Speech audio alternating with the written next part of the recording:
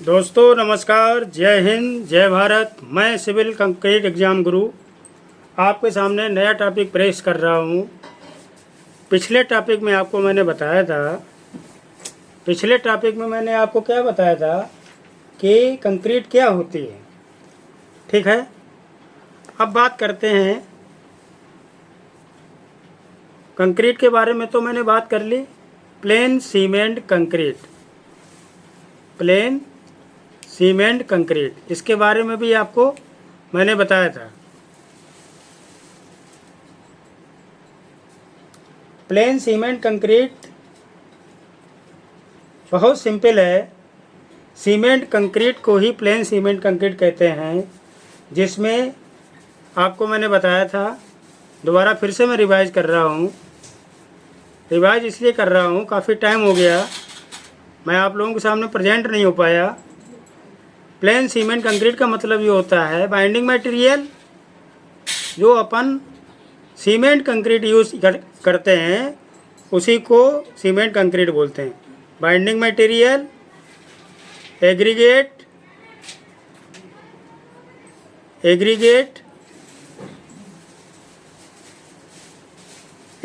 में मैंने आपको बताया था दो तरीके के होते हैं, fine aggregate and coarse aggregate.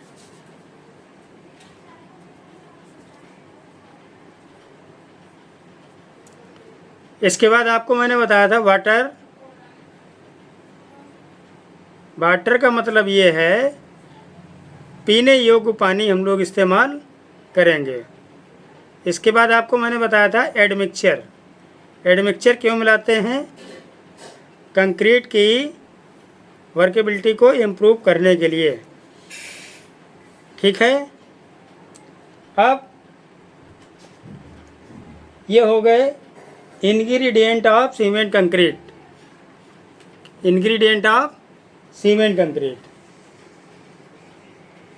अब आपके सामने पेश कर रहा हूँ setting of cement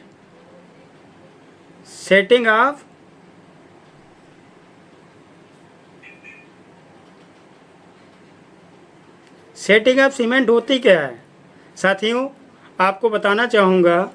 setting of cement का मतलब ये होता है, हमारा दो तरीके का सेटिंग टाइम होता है। एक होता है इनिशियल सेटिंग टाइम, एक होता है फाइनल सेटिंग टाइम। क्या क्या होता है भैया? एक होता है initial setting time. Initial setting time का मतलब होता है प्रारंभिक जमाव काल। मैं आपको हिंदी में भी पढ़ाऊँगा और इंग्लिश में भी पढ़ाऊँगा।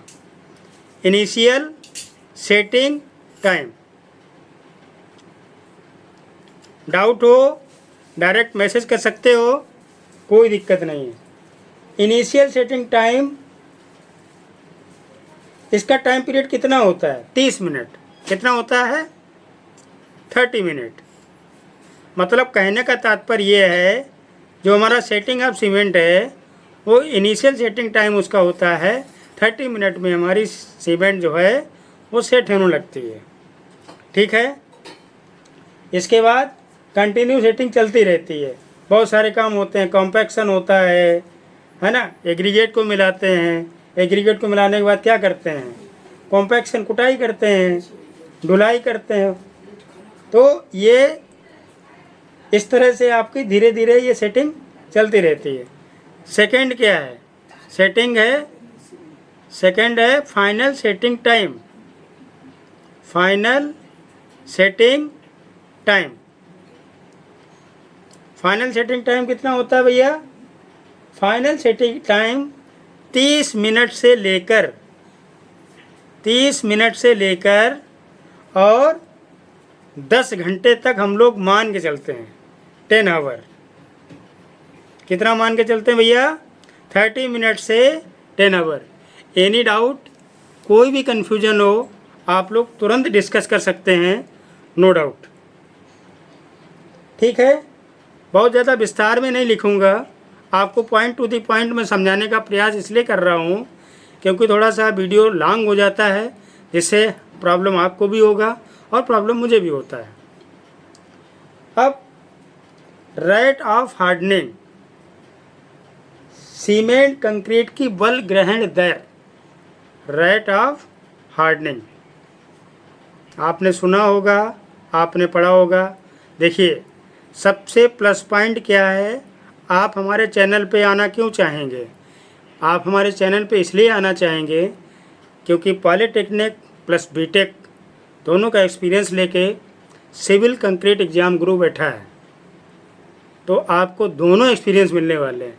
अगर आप पॉलीटेक्निक कर रहे हैं तो आपको हिंदी में पढ़ाऊँगा, अगर आप बीटेक कर रहे हैं तो आपको इंग्लिश में पढ़ाएंगे। कोई भी कन्फ्यूजन, कोई भी डाउट हो, आप मुझसे तुरंत क्लियर कर सकते हैं। इसमें क्या होता है, जो हमारा कंक्रीट अंतिम रूप, जो फाइनल सेटिंग टाइम होता है 30 मिनट से 10 आवर, इसको काउंट करते हैं, इसको काउंट करते हैं, क्योंकि ये सामर्थ्य, और सामर्थ्य मतलब स्ट्रेंथ डेवलप होने लगती है। क्या होने लगती है? स्ट्रेंथ डेवलप होने लगती है। Strength development. दोस्तों, फिर से मैं कह रहा हूँ, बहुत लॉन्ग वीडियो आपके सामने पेश नहीं करूँगा, बहुत ज़्यादा इसलिए नहीं पेश करूँगा कि आपको दिक्कत होगी समझने में और हमको समझाने में। ठीक है, चलिए, अब आपने एक टॉपिक सुना होगा, evolution of heat. Evolution of heat.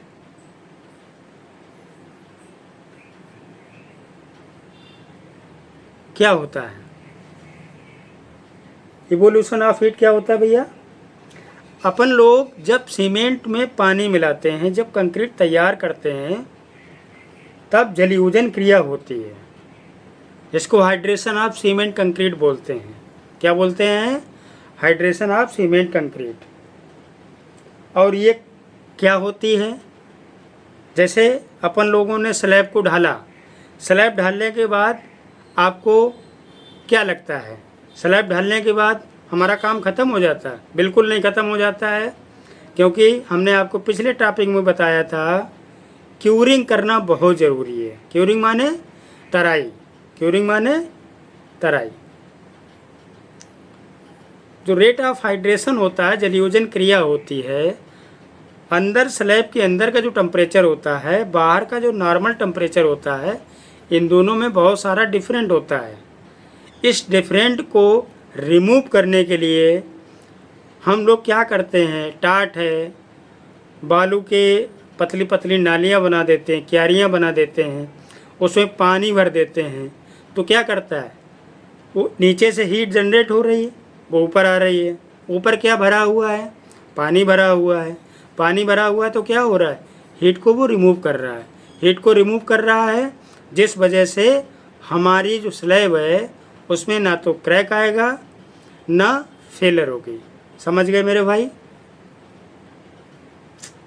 दोस्तों, हम आपके सामने नए नए टॉपिक लाते रहेंगे।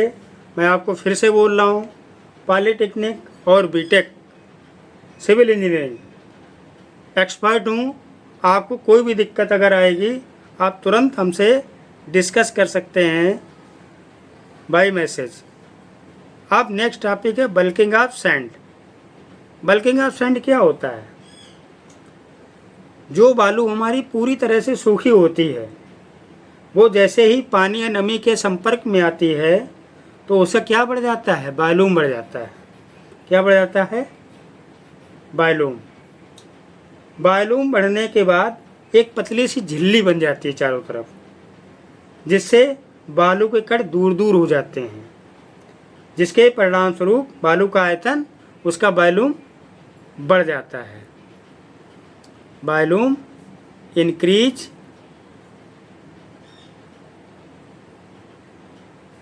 वॉल्यूम इंक्रीज इन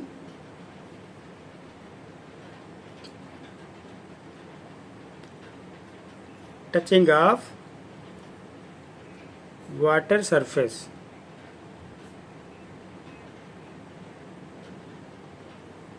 ठीक है, तो इसको मैं बोलता हूँ बल्किंग ऑफ सैंड। समझ गए? छोटा सा टॉपिक है। अब मेन टॉपिक आपका आता है water cement ratio. Water cement ratio.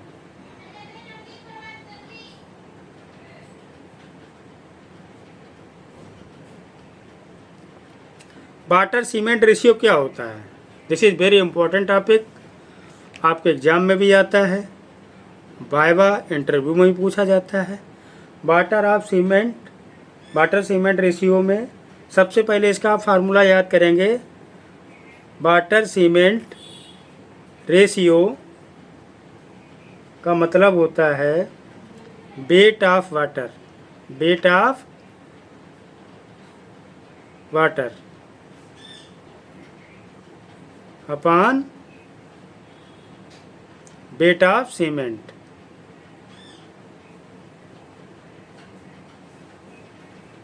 ठीक है, ये तो इसका फार्मूला हो गया। अब वाटर सीमेंट रेशियो की हिंदी होती है जल सीमेंट अनुपात। जल सीमेंट अनुपात।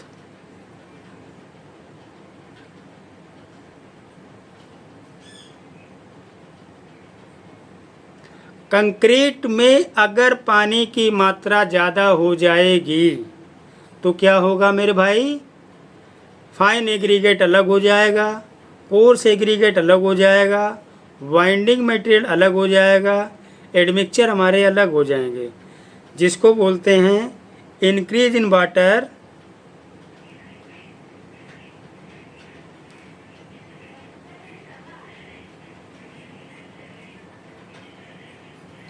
then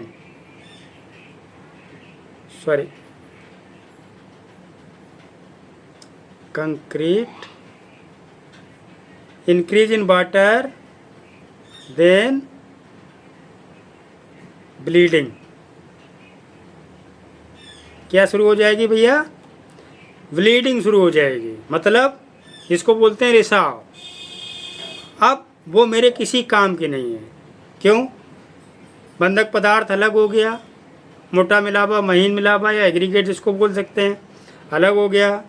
पानी अपने रास्ते भाग रहा है, एडमिक्सचर अपने रास्ते भाग रहा है, तो हमारी जो सीमेंट कंक्रीट है वो हमारे यूज़ की नहीं है, वो हमारे यूज़ की नहीं है।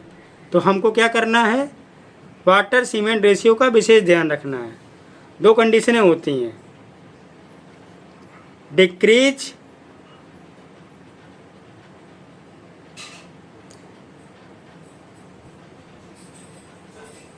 In water. अगर पानी की मात्रा कम है कंक्रीट में तब क्या होगा? तब क्या होगा भैया? सेग्रीगेशन। क्या होगा? सेग्रीगेशन। इसको हिंदी बोलते हैं ब्लीडिंग को रिसाव। इसको हिंदी में बोलेंगे पृथक्करण। अब आपको नाम से ही पता चल रहा होगा पृथक्करण का मतलब क्या होता है? कोई भी चीज़ अलग अलग बिखर जाए। मतलब पानी की मात्रा ज़्यादा भी नहीं होनी चाहिए, पानी की मात्रा कम भी नहीं होनी चाहिए।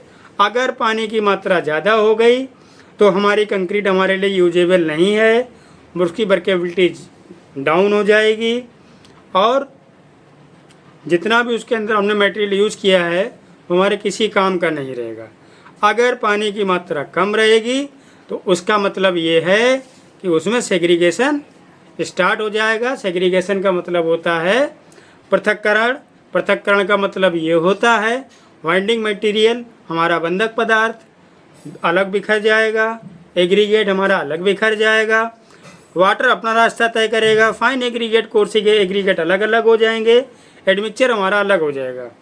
कहने का तात्पर्य ये है ना तो पानी की मात्रा ज़्यादा होनी चाहिए ना पानी की मात्रा कम होनी चाहिए। अगर दोनों में कोई भी चीज़ ज़्यादा होती है तो हमारे लिए वो कंक्रीट अनयूजेबल है, हम उपयोग उसका नहीं कर सकते हैं। ठीक है, आज के लिए मित्रों इतना ही। नेक्स्ट टॉपिक में मिलेंगे, तब तक के लिए नमस्कार, जय हिंद, वंदे मातरम, मैं सिविल कंक्रीट एग्जाम गुरु आपको फिर से मिलूँगा कल इसी टाइम, आपसे मुलाकात करूँगा नए टॉपिक के साथ। जय हिंद, वंदे मातरम।